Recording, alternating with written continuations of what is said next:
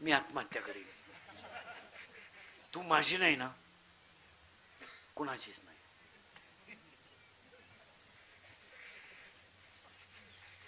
तू मला सोडून कुणाच्या घरी गेली ना, सुखी होऊ शकत नाही.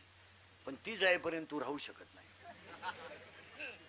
आता हे प्रेम भीम ह्या गोष्टी आहे ना महाराज, कोणाला कोणावर प्रेम करायला वेळ नाही. या जगातली माणसं पैशावर प्रेम करतात, प्रेम भीम काही नाही. आता काही लोक म्हणतात ती पोरगी त्या पोरासाठी काही करू शकते, काहीच करू शकत नाही अशी तिघांना म्हणत होती. ती घणी कॅनॉल मध्ये उड्या टाकल्या, आता चौथा खैस होऊन निघला. काच प्रेम काच काय या सगळ्या लबाड आहे. आता एक 15 दिवस 2-4 महिन्यापासून पेपर मीडियाला बातमी असते, पहा पत्रकार मंडळी ऐका, मीडियावाली चॅनल बिनलवाली, अल्पवयीन मुलीला पळवली. तुम्ही सगळे डोकं रोष कोणावर देता?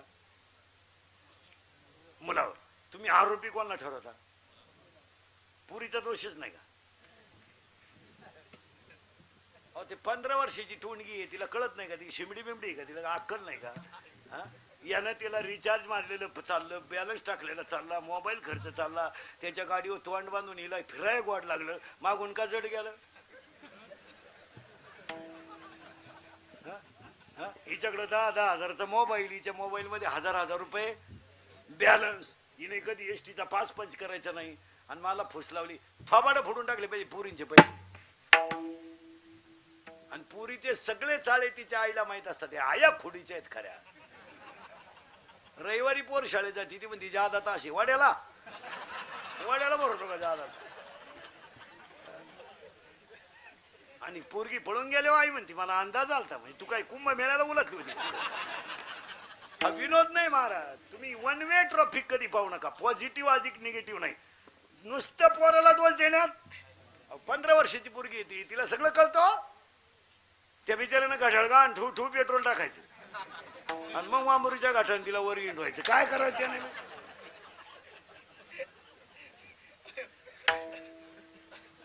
पिंपळगाव माळवी पर्यंत न्यायचं, परत खाली आणायचं आणि द्यायचं बामणीच्या शिवारात सोडून.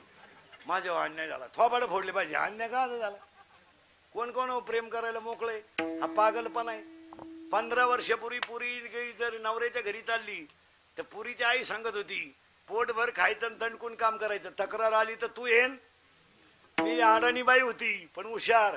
आता या 10 वर्षापासून पुरीची आई डायरेक्ट सांगती पोरीला, एखादा महिना पाय सगळ्यांचा अंदाज घेऊन ये, नाही तर पाहुणा इकडे घेऊन ये.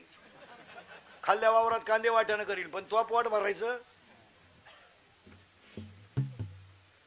90% पुरींच्या संसाराचं वाटुळं त्यांच्या आईने केलं. काय मत आहे तुमचं? लबाड बोलायचं नाही. लबाड नाही बोलायचं, आपल्याकडे चालत नाही. कीर्तनात बसलेल्या कोणत्या बाईनं मला सांगायचं, तू जाणतो या पुरीचा 8 दिवस फोन नाही, अशी बाई कोण आहे? बॉटवर कर बरं, मी सत्कार करतो तुझा, कर बॉटवर. जाऊ दे आजचं पाकिट देतो तुला, कर बॉटवर, चाल.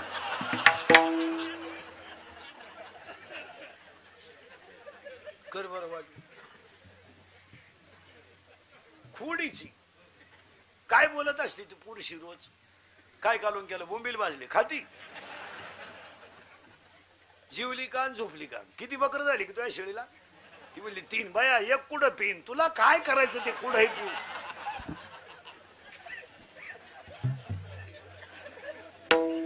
हा विनोद नाही महाराज. याच्यामुळे घरांचं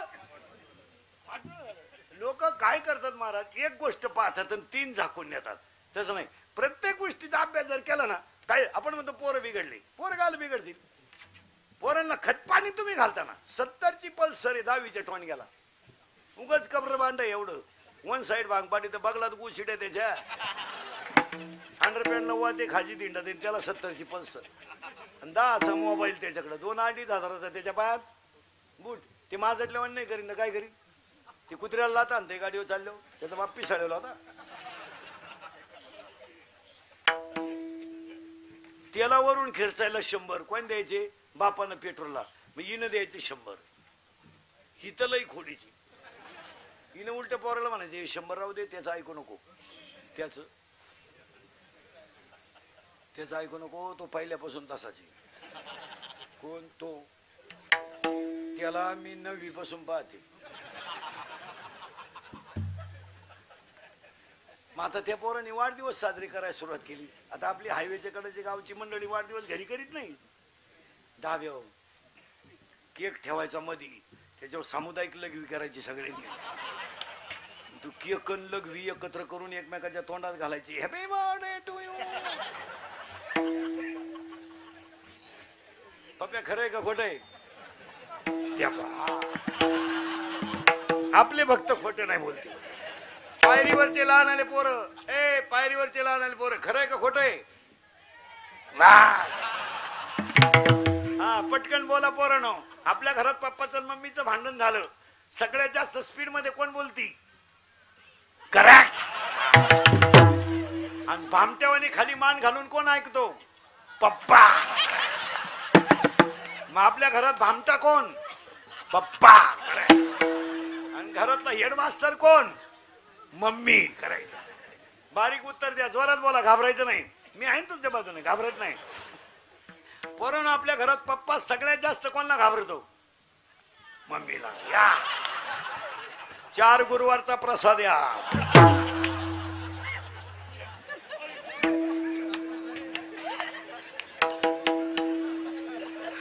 पार्वतीनं गुरुवार केला, शंकर धाब्यावर जेवला, काय उपयोग झाला? पार्वतीचा दणका उठला, दुर्गे दुर्गट भारी. शंकर म्हणतो लिंबू पीळ, लिंबू पीळ, लिंबू पीळ. सरळ बसायला आणाले पोरं पटकन वार. आणि एवढ्या टोळीनं जोरात बोलायचं. आता पायरीवर बसलेलं, घाबरायचं? आवाज कमी येतोय, घाबरायचं? या वर्षाचा काढलेला सलमान खानचा सगळ्यात भारी सिनेमा टायगर जिंदा आहे, गेल्या वर्षाचा आहे. दबंग 3. कोणता? जोरात सांगा, कोणता? दबंग 3. या 2 वर्षात गाजलेला सगळ्यात भारी मराठी सिनेमा सैराट. करेक्ट. जोरात सांगा, सैराट मधलं सगळ्यात फोकसचं गाणं झिंगाट. करेक्ट. या 2-4 महिन्यात गाजलेलं सगळ्यात भारी गाणं बाई सुन तुझं माझ्यावर, मला आमदार झाल्यासारखा.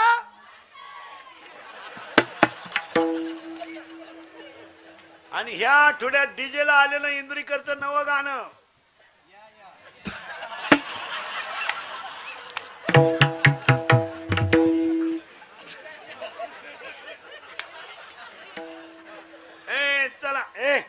चला पोरांनो जोरात बोला. 8वीच्या पोरांना मोबाईल आहे, बरोबर आहे का? त्याला गरज आहे का मोबाईलची? मग त्याचा बाप नालायक आहे का पोरगा?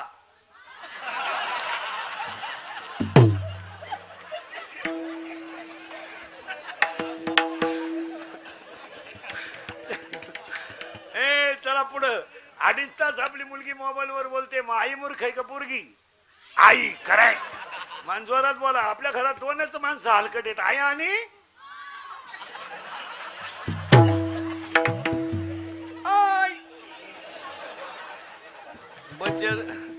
बचत गट काढी 3 सासरा उपाशी मारी ती, काय उपयोग? ओम इथं आपण माझे कीर्तन ऐकल्यावर सुधरत नाही 2-4 दिवस माणसाला. आता नाही विचारित, नको जाऊ, पळूनच चालला आता नाही विचारित. तुम्ही का शाळा बुडून काय ना आज?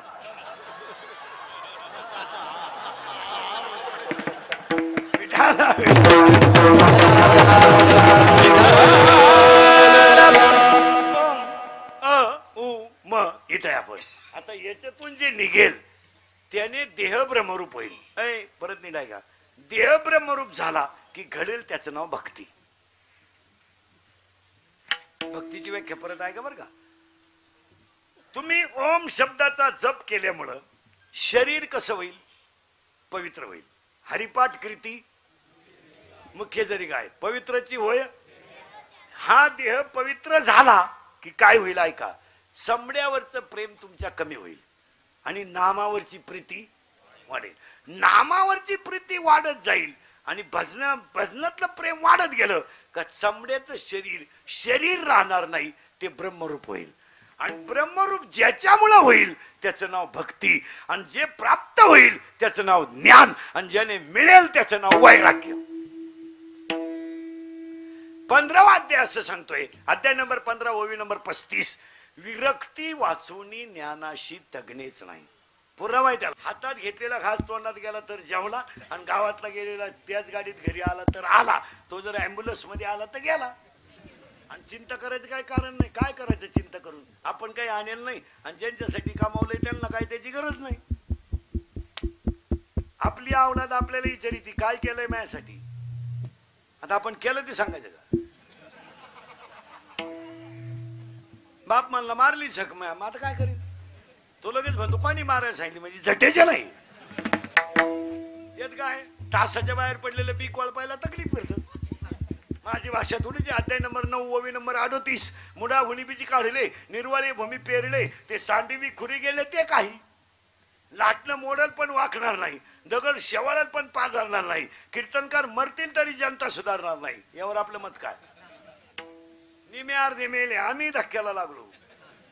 लोक जसे तसे पुरावा आहे त्याला 13व्या अध्यायात. लाटणे जायचा न लवे आणि पाथरून न द्रवे. लाटणं मोडल पण वाकणार नाही, दगड शेवाळल पण पाझरणार नाही, कीर्तनकार मरतील तरी जनता सुधारणार नाही. लिंबाच्या लिंबुळ्या किती जरी पिकल्या तर कावळा सोडून कोणाला आनंद नाही.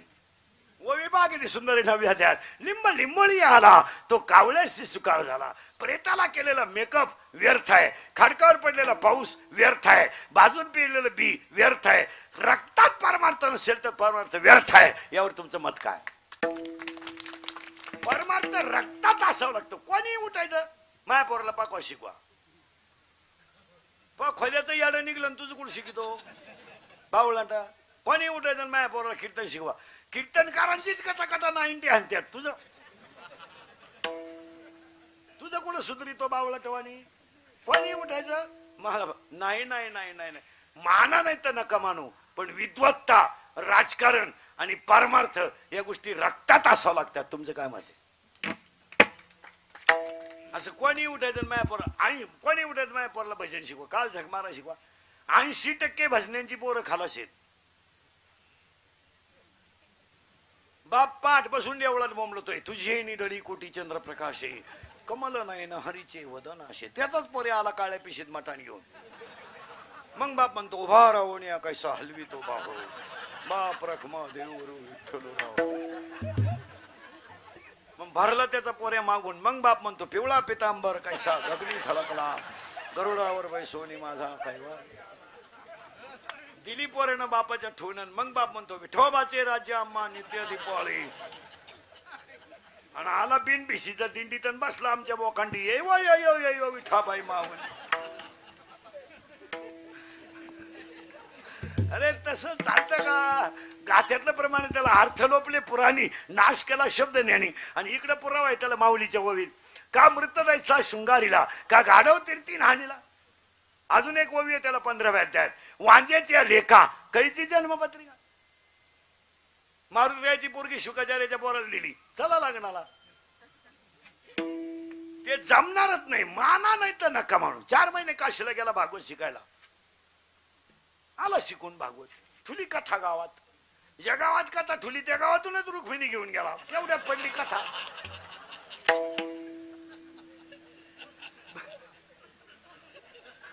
भागवत कथा नाही झाली पण सत्य कथा झाली. काय करता त्याला?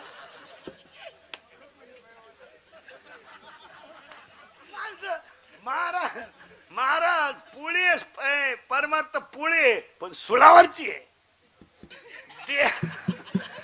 देह अजून 2-3 चाली झाले का गार होतील सगळे. चला भक्ती ते नमन फायनल झालंय. नम्र जर झाला तर भक्ती. म्हणून पुन्हा 3 शब्द सांगतो पुरुष मंडळीला. अंगातली ताकद जपून वापरा, खिशातला पैसा जपून वापरा, आणि आयुष्यातली वेळ जपून वापरा. आता काळ बदलला. पहिले दिवस राहिले नाही. आता दंगली बिंगली करायची, मोर्चे काढायचे दिवस बाद झालं ते. आता पोलीस खातं टाईट झालंय आणि 100% जनता सीसी कॅमेऱ्यात येईल. आता जर कधी टपरी बिपरी पेटवताना तू क्लिप मध्ये दिसला ना, अशी खुटी गुतन त्या खुटा उपटन पण खोटी निघायची. 3 महिने जामीन नाही आता, आणि मरेपर्यंत सरकारी नोकरी नाही. आणि पाया पडून सांगतो, तुम्हाला वाईट वाटेल पण वादाच्या ठिकाणी माघार घेणं हा जय. इथून पुढचा काळ वाईट आला. काय आता लोकांकडे नैतिकता राहिली नाही, नीती राहिली नाही, धर्म जवळजवळ लोकांनी संपवला. आता भांडणं मारामाऱ्या करण्याचे दिवस राहिले नाही. माघार घेणे. 2 भावांची 40 वर्ष कचेरीत केली, 40 शेतीच्या बांधावरून वकील आहे मला. ते दुसरा वकील लावला पण मिठावलं नाही. मिटून घ्या 2 जण आहे. त्याला फुट्याचा तर प्रश्न आहे ना. त्याला अर्धा घे, तुला अर्धा घे, तुलाच घे बा अर्धा, मला तर काय संघ न्यायचं नाही. दोघंही सुखानं झोपतील का नाही बो. मग गावातले लगेच म्हणायचं थोड्या करता का मिटवायचं बुवा. आता फार कडाऊ केस आली. 5-50 जातील पण त्याची जिरवा त्याची. या जिराजिरी पायी गावं भिकारी झाली महाराज. कालवणाला तेल नाही राहिली.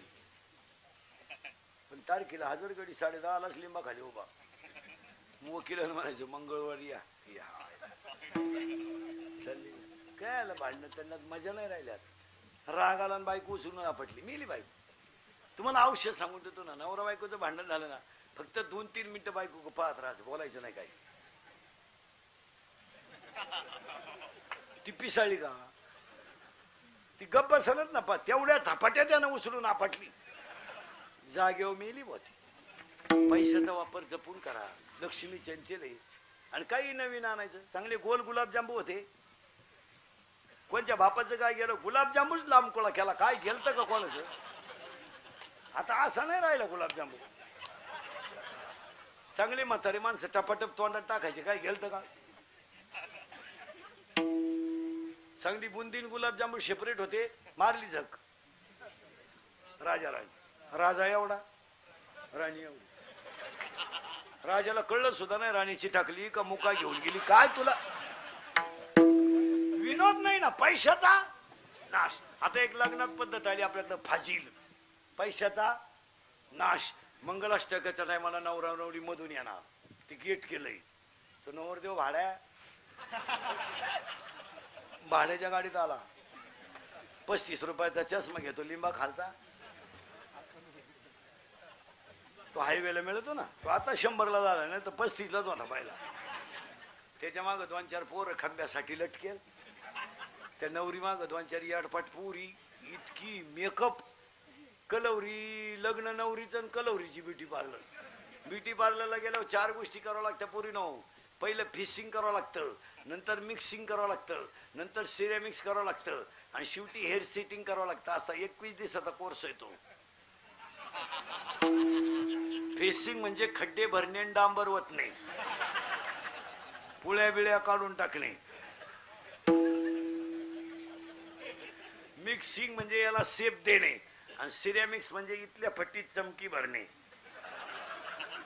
भुवईला कलर देणे. आणि हेअर सेटिंग मध्ये असं असतं पोरीनं पूर्ण केस मोकळे करायचे, धुवून घ्यायचे, मग त्याला शेप द्यायचा. शेप असा असतो 3 टप्प्यात शेप येतो. याला मध्ये एक फुगा करायचा. हा भाग खाली दाबून घ्यायचा म्हणजे इकडं लसणाचा वाफा, इकडं कांद्याचा वाफा, मध्ये डोंगळा. याला म्हणायचं पॉप. आणि एक भांग असा ही बाजू पुढं मुडपून घ्यायची आणि एक बट वाटवा आली पाहिजे. याला म्हणायचं देवयानी. आणि तिसरा भांग असा एकच बाजू बांधायची, ही मुकळी ठेवायची. चला हवा येऊ द्या. हो कलवरी ना असं केलं, नवरदेव घोड्यावरून पडलं. पाहता का माग उडवलं घोड्याला ते नवरदेव. मग त्याच्या पुढे तो बँडवाला बाहेर